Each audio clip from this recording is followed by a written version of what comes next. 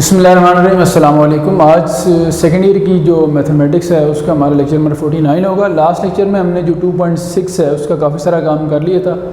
Question 2 के एक दो पार्ट्स बच गए थे, वो आज हमने करने हैं। उसके बाद हम क्वेश्चन 3 करके इंशाल्लाह आज इस एक्सरसाइज को कंप्लीट करेंगे। तो ये 13th पार्ट है हमारे पास क्वेश्चन 2 का, और ये वेरिएबल पार वेरिएबल है। आपको याद होगा लास्ट भी लेक्चर के अंदर एक क्वेश्चन हमने किया था जो इससे पिछला पार्ट था, 12th पार्ट, जिसमें वेरिएबल पार वेरिएबल। तो मैंने आपसे कहा था कि एक स्पेशल केस बनता है आप लोगों के लिए, तो एक और ये वाला भी कर लेते हैं ताकि ये दो ऐसे क्वेश्चन हो जाएंगे, तो फिर ये केस स्पेशल केस जो है ये आपका क्लियर हो जाएगा।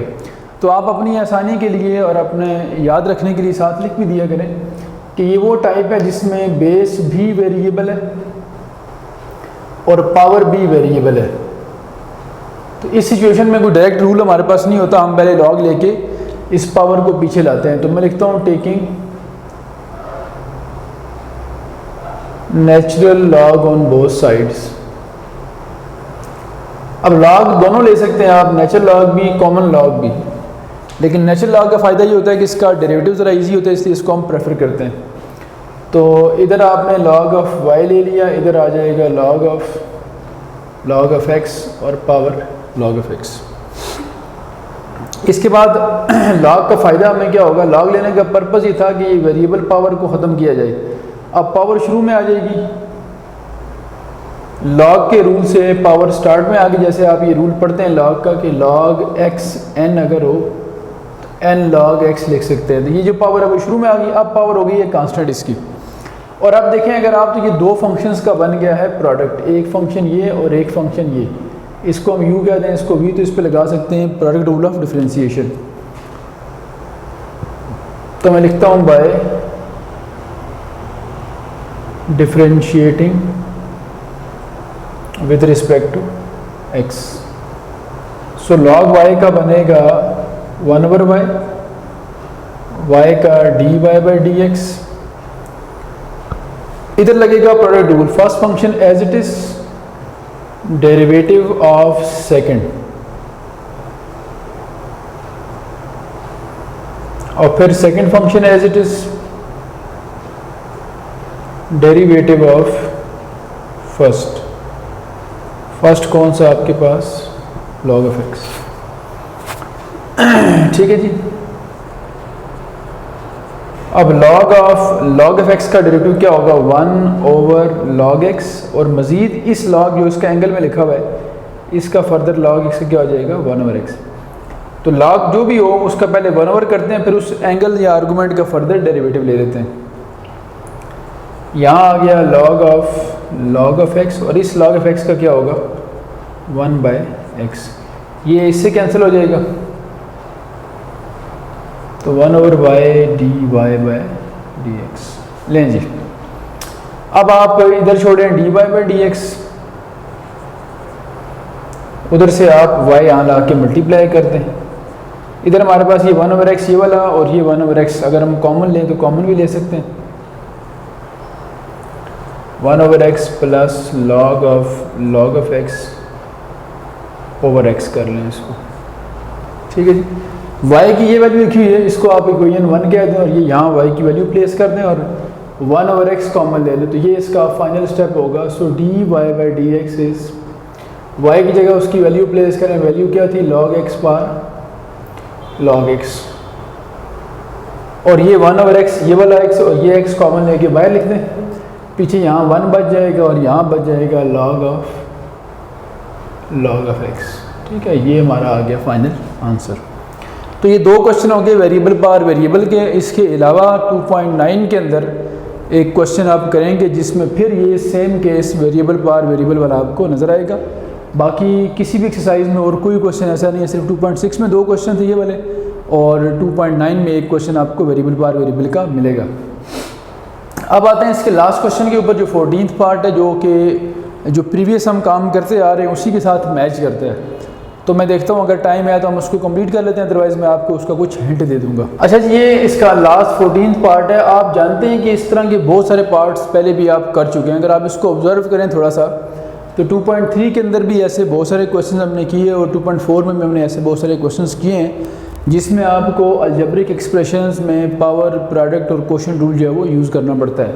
अब यहाँ ये प्रॉब्लम ये फेस करना पड़ रहा है हमें कि यहाँ क्वोशंट भी है, प्रोडक्ट भी है और पावर भी है। तो रूल्स जो हैं वो इस तरह से हैं कि हमें ऑर्डर जो है वो बड़ा मुश्किल से क्लियर होता है कि पहले किस ऑर्डर में रूल लगाया जाए। तो आप लोगों को मैंने ये बताया हुआ है कि अगर क्वेश्चन कॉम्प्लिकेटेड हो तो बेस्ट चॉइस ये होती है हमारे पास कि हम थोड़ा उसको सिम्प्लीफाई कर लें। सिम्प्लीफाई करके मुश्किल क्वेश्चंस को भी आसान बनाया जा सकता है। तो मैं थोड़ा सिम्प्लीफाई करता हूँ इसको। सिम्प्लिफिकेशन जो फ़िलहाल हमें होती नज़र आ रही है वो ये है कि x² - 1 के फैक्टर बना लेते हैं हम। फैक्टर क्या बनेंगे आपके पास x+1 और x - 1 और स्क्वायर रूट जो है वो आप अलग अलग कर दें। तो ये मैंने फैक्टर दोनों अलग अलग करके बना दिए। इसके नीचे x³ + 1 है, उसको आप लिख सकते हैं x+1 x² - x+1 जो x³ + 1 का फार्मूला हो गया और होल पावर इसकी कितनी है 3/2। अब ये पावर 1 है x+1 की, x+1 का स्क्वायर रूट है। तो स्क्वायर रूट और 1 पावर दोनों इकट्ठे हो सकते हैं। इनकी बेसिस अगर सेम हो तो आप जानते हैं कि मल्टीप्लिकेशन में पावर ऐड हो जाती है। तो स्क्वायर रूट ऑफ x - 1 इन दोनों को ऐड करें तो 1 + 1/2 जो है वो क्या हो जाएगा आपके पास 3/2। और ये 3/2 पावर दोनों पे अलग अलग करें तो ये इस पे आ जाएगी और x² - x+1 पर 3/2। ठीक है जी, ये x+1 पर 3/2 इससे कैंसिल हो जाएगी। जो फाइनल फॉर्म हमारे पास बनी है y की यानी फंक्शन की, वो ऊपर बच गया सिर्फ स्क्वायर रूट ऑफ x - 1 और नीचे बच गया है x² - x+ 3/2। अब ये ऐसा है कि ये आप खुद आसानी से कर सकते हैं, लेकिन मैं चाह रहा हूँ कि इसको कंप्लीट करवा दूँ। एक तो थोड़ी सी आपकी रिवीजन भी हो जाएगी और ये एक इंपॉर्टेंट पार्ट है, ये भी आपका कवर हो जाएगा।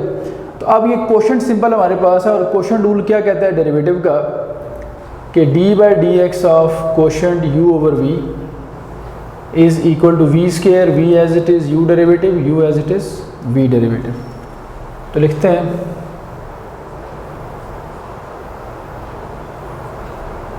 Bye differentiating with respect to x। Differentiate करें तो y का क्या बनेगा, देखें y का बनेगा dy/dx और इधर हम क्वोशंट रूल लगाएंगे। क्वोशंट रूल आप जानते हैं क्या होता है कि नीचे वाले का स्क्वायर होता है। अब नीचे क्या लिखा हुआ आपके सामने आपको नज़र आ रहा है ये सारा, तो x² - x+1 पावर 3/2 इसका हो जाएगा स्क्वायर यानी v²। v² के बाद v as it is x² - x+1 power 3/2 as it is और डेरिवेटिव किसका होगा न्यूमरेटर का। न्यूमरेटर क्या है हमारे पास x - 1, फिर x - 1 का square root as it is और डेरिवेटिव होगा डिनोमिनेटर का x² - x+ पावर 3/2 ये आ जाएगा आपके पास। तो ये एक स्ट्रक्चर हो गया डेरिवेटिव का बेसिक। अब इस पे अप्लाई करते हैं जहाँ जो रूल लग रहा है हमारे पास। यहाँ देखें ये 2 जो है ये इससे कैंसिल हो जाएगा तो नीचे बचेगा आपके पास सिर्फ क्यूब। अब आपके पास x² - x+1 की पावर 3 बच जाएगी। फिर यहाँ पे x² - x+1 पावर 3/2 इस पे लगाते हैं रेडिकल रूल।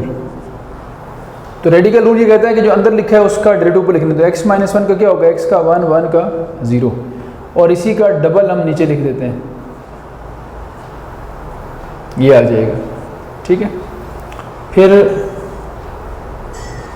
x - 1 ऐसे। अब इसका क्या डेरिवेटिव होगा 3/2 शुरू में आएगा और x पावर रूल लगा रहे हैं इसके ऊपर 3/2 शुरू में और इसकी एक पावर कम करें तो 3/2 - 1 और डेरिवेटिव होगा फिर जो अंदर लिखी है क्वांटिटी x² - x+1 का x² का 2x, x का 1 और 1 का क्या हो जाना है 0, वो लिखने की ज़रूरत नहीं है।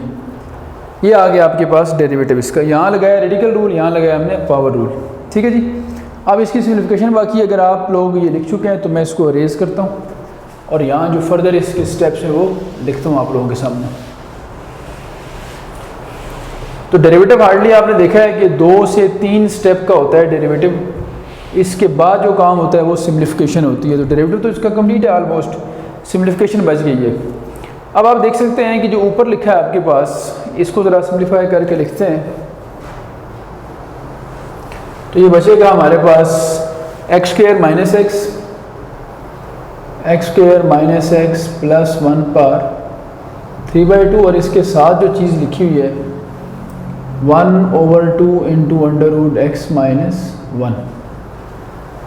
और आगे अगर देखें हम तो अंडर रूट एक्स माइनस 1 था, under the root x minus 1, फिर साथ 3/2 था, उसको यहाँ लिख लें 3/2, फिर आगे था 2x माइनस 1 ये वाला, और इसके साथ x square minus x plus 1 की पावर 3/2 माइनस 1 थी, 3/2 माइनस 1 हो जाएगा 1/2। ठीक है जी। और डिनोमिनेटर में क्या है आपके पास, x square minus x plus 1 इसका क्यूब। लें जी, अब आप मुझे बताएं कि इसमें कॉमन जो सिम्प्लिफिकेशन है वो क्या हो सकती है। तो ऊपर देखें आप एलसीएम लेंगे हम, उससे पहले कुछ कॉमन है, x square minus x plus 1 3/2 power है इसकी, यहाँ 1/2 है। तो आप जानते हैं कि 3/2 का मतलब होता है 1 प्लस हाफ, तो इसका मतलब हाफ पावर दोनों में कॉमन है, हाफ कॉमन लेके उसके पास 1 बच जाना है पीछे। तो मैं न्यूमिनेटर से बिफोर टेकिंग एलसीएम मुझे कॉमन लेना चाहिए क्या, x square minus x plus 1 power 1/2। ये जब कॉमन लूँगा मैं तो चूँकि ये 3/2 थी, तो जब 1/2 आपने कॉमन ले लिया तो x square minus x plus 1 power 1 बच गई आपके पास। और डिनोमिनेटर में क्या बच गया है, 2 इंटू, डिनोमिनेटर में बच गया 2 into under root x minus 1। फिर यहाँ देखें तो 3/2 अंडर रूट एक्स माइनस 1, फिर 2x माइनस 1, और ये आपने कॉमन लिया हुआ है तो ये बच गया इधर। ठीक है, आगे चलते हैं। इसके बाद x square minus x plus 1 power 3/2 ये हो गया। अब आप ऊपर आसानी से इसका एलसीएम ले सकते हैं। ये दोनों की चूँकि बेसिस सेम है, इसको जब नीचे लाएंगे तो 3/2 में से 1/2 क्या हो जाएगी, माइनस। तो ये मैं नीचे ला के लिखता हूँ और ऊपर हम ले लेते हैं इसका एलसीएम। तो देखें नीचे ला के जब मैं लिखूँगा इसको तो ये हो जाएगा x square minus x plus 1 power 3/2 में से कितनी माइनस होनी है, 1/2। और ऊपर एलसीएम ले लेते हैं, एलसीएम ये आएगा सिर्फ, और ये 2 इसके पास भी पड़ा हुआ है, तो 2 into under root x minus 1 LCM आ गया। ये नीचे आ चुका है। इधर आपके पास ये बचेगा x square minus x plus 1, ये बच गया इधर, और इधर 2 तो इसके पास था पहले से, ये अंडर रूट एक्स माइनस 1 यहाँ मल्टीप्लाई होगा, तो under root x minus 1 under root x minus 1 ये दोनों जब आपस में मल्टीप्लाई होंगे तो ये अंडर रूट कट जाएगा, ये एक्स माइनस 1 बाहर आ जाएगा, और साथ क्या लिखा था 2x माइनस 1। लेकिन जी ये इसकी सिम्प्लिफिकेशन जो है वो तकरीबन फाइनल स्टेज तक पहुंच चुकी है। अब rule of quotient of fraction लगाएं तो ये नीचे आ जाए, नीचे जब आएगा तो क्या बनेगा देखें, पहले से क्या लिखा हुआ है x square minus x plus 1 3/2 minus 1/2 करें तो आपके पास 1 रह जाएगा, और ये जो 2 into under root x minus 1 है, 2 यहाँ लिख दें और अंडर रूट एक्स माइनस 1 यहाँ लिख देते हैं। ठीक है जी। और अब आपके पास, अच्छा ये भी हमारे पास चूँकि ये 3 पावर है, 3/2 नहीं थी, थोड़ी सी हमने गलती से लिख दिया, 3 पावर थी ये, तो ये 3 में से, यानी जब ऊपर से ये नीचे आएगा ये, तो ये 3 में से माइनस होगा 1/2, 3 माइनस 1/2, तो 3 में से 1/2 निकालें तो ये 3 to the 6, 6 माइनस 1 5, तो ये बनेगा 5/2। ये पावर बचनी है, और ये जो x माइनस 1 स्क्वायर रूट है ये इधर आ जाएगा। अब ऊपर क्या सिचुएशन है, x square minus x plus 1, इसको मल्टीप्लाई कर दें तो ये बनेगा 2x square minus x minus 2x plus 1, और बस ये अब इसकी फाइनल जो कैलकुलेशन है वो हो गई है।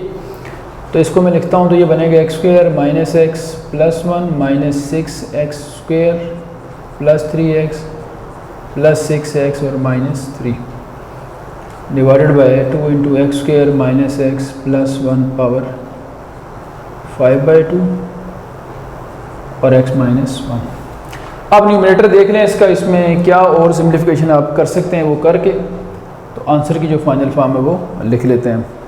X square minus 6x square बनेगा माइनस 5x स्क्र, 6 + 3 9, 9 - 1 हो जाएगा 8x और 1 - 3 हो जाएगा -2। अब इसको बेशक तरतीब में यूँ लिखते हैं पहले, ये हमारे क्वेश्चन का जो डेरिवेटिव का फाइनल आंसर है वो ये बनेगा। तो आपने देखा है कि हमेशा की तरह जिस तरह हम शुरू से पढ़ते आ रहे हैं, जो अलजेब्रिक फंक्शन या कोई भी फंक्शन हो, डेरिवेटिव सिर्फ 2 स्टेप का होता है मैक्सिमम, या 3 स्टेप का। आगे जितना भी काम होता है वो सारा सिम्प्लिफिकेशन का है। तो इस क्वेश्चन में डेरिवेटिव से पहले भी सिम्प्लिफिकेशन करना पड़ी, बाद में भी करना पड़ी, और सिम्प्लिफिकेशन बेसिक अलजेब्रा है, सारा 9th-10th क्लास के लेवल का काम है, वो इतना कोई मुश्किल नहीं है। तो यहाँ तक हमारा जो काम हो चुका है, इसमें हमने लॉगरिथमिक फंक्शंस और एक्सपोनेंशियल फंक्शंस के डेरिवेटिव सीखे हैं। अब हम जो क्वेश्चन 3 या लास्ट क्वेश्चन उसकी तरफ चलेंगे। वैसे तो आप लोग याद रखें क्वेश्चन 3 जो 2.6 का है वो सिर्फ MCQs के लिए इम्पॉर्टेंट है, वहाँ से शॉर्ट या लॉन्ग क्वेश्चन आने का चांस नहीं होता है। लेकिन उसमें हमें जो पढ़ने वाली चीज़ है हमारे लिए वो नई चीज़ ये है कि हम जो हाइपरबोलिक फंक्शंस हैं और जो इन्वर्स हाइपरबोलिक फंक्शंस हैं उनके डेरिवेटिव्स फाइंड करना सीखेंगे उसमें। तो क्वेश्चन 3 शुरू करते हैं, उससे पहले मैं हाइपरबोलिक और इन्वर्स हाइपरबोलिक की एक लिस्ट आपके सामने बना देता हूँ। अच्छा जी, अब मैंने डेरिवेटिव्स के लिखे हैं formulas, derivative of hyperbolic and inverse hyperbolic functions. आप एक चीज़ ऑब्जर्व करेंगे कि जिस तरह 6 ट्रिग्नोमेट्रिक फंक्शंस हैं, sine, cos, tan, cot, secant, cosecant, और आपने इन 6 ट्रिग्नोमेट्रिक फंक्शंस के डेरिवेटिव्स और इनके इन्वर्स के डेरिवेटिव्स याद किए में हमने 2.5 में यूज़ किए थे। यहाँ पे जो कि हाइपरबोलिक फंक्शन भी 6 होते हैं, sine, cos, tan, cot, secant, cosecant. तो आप लोग ऑब्जर्व करेंगे जिस तरह साइन कॉस के डेरिवेटिव से बिल्कुल वैसे ही डेरिवेटिव्स इनके हैं, सिर्फ 2 जगह पे फ़र्क पड़ता है। एक तो ये फ़र्क पड़ रहा है यहाँ पे सिंपल जो फंक्शंस थे हमारे पास ट्रिग्नोमेट्रिक, उसमें कॉस का डेरिवेटिव माइनस साइन एक्स हुआ करता था। तो ये एक चेंज है कि यहाँ कॉस हाइपरबोलिक जो होगा इसका डेरिवेटिव प्लस साइन है। तो ये एक फ़र्क है, बाकी कोई चेंज नहीं है। वहाँ भी साइन का कॉस था, यहाँ भी साइन का कॉस है। वहाँ भी टेन का सीकेंट स्क्वायर था, यहाँ भी टेन हाइपरबोलिक का सीकेंट हाइपरबोलिक स्क्वायर है। इन शॉर्ट सारे डेरिवेटिव सेम है, सिर्फ 2 जगह फ़र्क पड़ेगा। एक कॉस का डेरिवेटिव नेगेटिव से पॉजिटिव हो गया, और जो कॉस का रेसिप्रोकल होता है 1/cos जिसको हम सीकेंट कहते हैं, उसका डेरिवेटिव पॉजिटिव से नेगेटिव हो गया है। सिंपल फंक्शन में सीकेंट का डेरिवेटिव हुआ करता था सीकेंट एक्स टेन एक्स, यहाँ सीकेंट का डेरिवेटिव होगा minus secant hyperbolic x tan hyperbolic x. तो ये जो माइनस आया है ये चेंज, तो ये जो 2 मैं रेड कलर के बॉक्स बना रहा हूँ ये सिर्फ इसलिए बना रहा हूँ ताकि आपको ये समझ आ जाए कि ये 2 जगह पे चेंजेस आई हैं, बाकी सारे के सारे फार्मूले वही वाले हैं, और आपको एक बर्डन फील नहीं होगा कि आपने ये 6 अलग से याद करने हैं। जिन लोगों को 6 trigonometric function sine cos tan cot secant cosecant के डेरिवेटिव्स याद हैं 2.5 वाले, वो ये भी आसानी से याद कर सकते हैं। कोई चेंज एक्स्ट्रा नहीं करना, सिर्फ कॉस का प्लस से माइनस से प्लस हो गया है डेरिवेटिव, और सीकेंट का प्लस से माइनस हुआ है, बाकी सारे के सारे वही लिखे हुए हैं। वहाँ भी कॉट का माइनस को सीकेंट स्क्वायर एक्स था, यहाँ भी कॉट हाइपरबोलिक का माइनस को सीकेंट हाइपरबोलिक स्क्वायर एक्स है। और ये जो पावर होगी, जिस तरह हम कहते हैं कि साइन स्क्वायर एक्स है, तो साइन के n के ऊपर पावर लिखते होते हैं आप आमतौर पर, इसी तरह हाइपरबोलिक के अंदर जो h होगा हाइपरबोलिक वाला, इसके ऊपर पावर लिखी जाएगी। तो ये इसके ऊपर पावर जो होगी वो होल पे कंसिडर होगी साइन हाइपरबोलिक एक्स का होल स्क्वायर। अच्छा, इसी तरह इनके इन्वर्स की तरफ आते हैं। Sine hyperbolic inverse cos tan cot secant cosecant, यहाँ थोड़ा ज़्यादा डिफरेंस है। वो ये है कि जिस तरह आप लोग वहाँ पढ़ते थे साइन हाइपरबोलिक की जगह अगर हम सिंपल बात करें साइन इन्वर्स ऑफ एक्स की, तो वहाँ साइन इन्वर्स का डेरिवेटिव अगर आपको मैं रिकॉल कराऊँ तो ये हुआ करता था d/dx of sine inverse of x 1/√1 minus x square, ये हुआ करता था। अब यहाँ देखें, यहाँ क्या है, यहाँ प्लस है, फिर कॉस का यहाँ ऊपर माइनस हुआ करता था, जबकि कॉस का यहाँ देखें ऑर्डर का फ़र्क पड़ गया, वो 1 + x स्क्वायर है, ये x स्क्वायर माइनस 1 है। तो ये ज़्यादा चेंज है, ये आपको याद रखना पड़ेगा। टेन और कॉट का जिस तरह उधर टेन इन्वर्स ऑफ एक्स का डेरिवेटिव 1/1 + x स्क्वायर था, यहाँ वो माइनस हो गए, और वहाँ पे कॉट का टेन से नेगेटिव आंसर था, यहाँ दोनों सेम है। टेन और कॉट का सेम, सिर्फ डोमेन का फ़र्क है। यहाँ मॉड ऑफ x <1 है, यानी x -1 और 1 के दरमियान में होना चाहिए, और यहाँ mod of x greater than 1 है, इसका मतलब है x -1 से लेस और +1 से ग्रेटर होना चाहिए। तो ये कुछ इस तरह से चीज़ें हैं जो डोमेन पे डिपेंडेंट है, और डोमेन से आपने कंफ्यूज नहीं होना, हमें फार्मूला देखना होता है, डोमेन हमारा डेरिवेटिव में कोई रोल प्ले नहीं करती।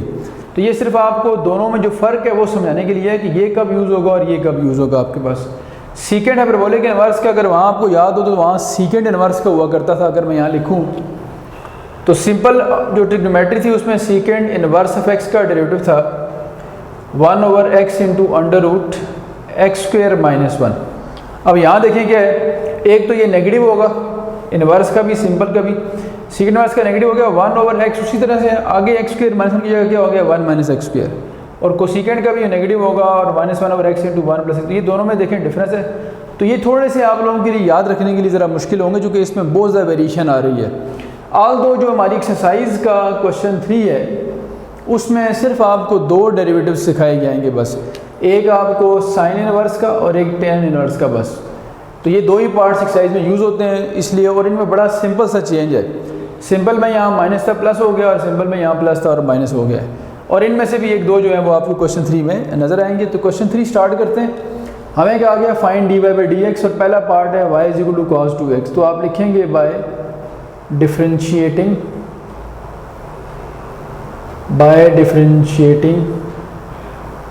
With respect to x। तो y का क्या बनेगा dy/dx, और cos का क्या होगा, cos का जिस तरह अगर ये सिंपल फंक्शन होते हैं ट्रिग्नोमेट्री की तो cos का होता है माइनस साइन, जबकि हाइपरबोलिक में cos का प्लस साइन ही होता है। तो cos हाइपरबोलिक 2x का होगा साइन हाइपरबोलिक 2x, और 2x का क्या हो जाएगा 2। तो बस ये इसका आंसर है। ये मैंने पहले भी कहा था कि MCQs के लेवल के क्वेश्चन हैं। अब हम इस पे आते हैं, tan hyperbolic inverse of sine x। अब टेन हाइपरबोलिक इनवर्स का ये डेरिवेटिव है 1/1 - x², उस x की जगह अब साइन x लिखा हुआ है, और x का मॉड ऑफ x < 1 का मतलब मैंने भी बताया क्या होता है कि -1 और 1 के दरमियान में x होना चाहिए। इसी चीज़ को मॉडुलस में यूँ लिखते हैं। तो अब यहाँ उसने क्या दिया कि -π/2 से +π/2 x रखना है। तो x साइन का एंगल है, जब -π/2 से π/2 तक x होगा तो साइन इस पर जब अप्लाई होगा, साइन -π/2 पे -1 होता है और +π/2 पे +1। तो इसका मतलब है साइन x लाई करेगा -1 और 1 के दरमियान, जो कि हमारी रिक्वायरमेंट के मुताबिक पूरा हो रहा है। तो मैंने पहले भी कहा कि इससे हमारा डोमेन से कोई कंसर्न नहीं है, हमें सिर्फ डेरिवेटिव फाइंड करना है। जितने क्वेश्चन आपको डेरिवेटिव के दिए हैं उनके साथ डोमेन वही दी होती है जिसमें उसका फार्मूला एप्लीकेबल होता है। इससे ज़्यादा सोचने की आप लोगों को ज़रूरत नहीं है। सिंपल आप लिखेंगे by differentiating with respect to x। So y का क्या बनेगा dy/dx, और टेन का भी आपने लिखा है बेसिक फार्मूला आपके सामने लिखा हुआ है, ये 1/1 x²। तो अब ये x का रोल प्ले कर रहा है, ये जो सारा है यहाँ पे जो साइन x लिखा हुआ है ये असल में x का रोल प्ले कर रहा है। तो किस तरह से होगा देखें, 1/1 - x² की जगह आ जाएगा sin² x, और मज़ीद डेरिवेटिव किसका होता है इस x का, जो कि यहाँ 1 है, यहाँ sin x का मज़ीद क्या होगा cos x। अब आप जानते हैं 1 - sin² होता है cos² x, एक cos से कट जाएगा तो नीचे बच जाएगा सिर्फ एक cos, 1/cos, और 1/cos क्या होता है, that is the final answer. ठीक है जी, 1-2 पार्ट्स और कर लेते हैं, फिर एक्सरसाइज को हम यहाँ पे कंप्लीट करेंगे। तो मैं लिखता हूँ, इन्हीं को रेज़ करता हूँ, फार्मूले में रेज़ नहीं करता कि आपको साथ साथ नजर आते रहे। तो यहाँ रेज़ करके मैं 1-2 पार्ट इसके और लिखता हूँ आपके सामने। अच्छा जी, अब इसका मैं लिखा है आपके सामने 4th part sine hyperbolic inverse of x³ का है। Sine hyperbolic inverse of x का तो ये डेरिवेटिव है, देखें x³ के लिए क्या होता है, तो हम लिखेंगे बाय डिफरेंशिएटिंग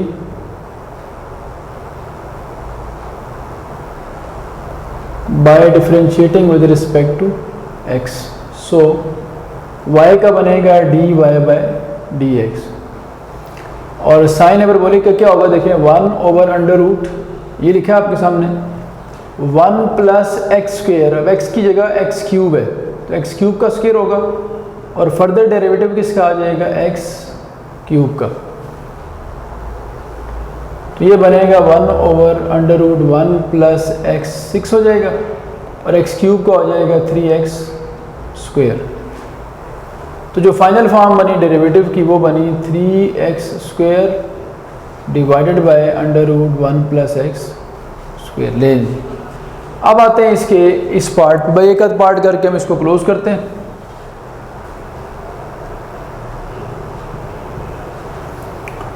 अच्छा जी, अब ये log ऑफ 10 है। log का तो रूल आप जानते हैं कि log x का होता है 1/x। तो जो हम लिखेंगे by differentiating with respect to x, by differentiating with respect to x, तो y का होगा dy/dx। log ऑफ 10 का होगा 1/10 हाइपरबोलिक x, 1/10 हाइपरबोलिक। और मज़ीद डेरिवेटिव किसका होगा? जो log का एंगल या आर्गूमेंट है जिसको हमने यहाँ 10 हाइपरबोलिक x रखा हुआ है। अब 10 का डेरिवेटिव ये लिखा हुआ है आपके सामने, sec² x ही है उसी तरह। तो ये क्या हो जाएगा? 1/10 हाइपरबोलिक x और इसका हो जाएगा sec हाइपरबोलिक स्क्वायर x। अब यहाँ तक तो आंसर फाइनल, लेकिन हम थोड़ा सिंप्लीफाई कर लेते हैं। 10 को लिख सकते हैं हम sin hyperbolic x divided by cos hyperbolic x। जितनी सिम्प्लीफिकेशन हो सकती है उतनी हम कर रहे हैं।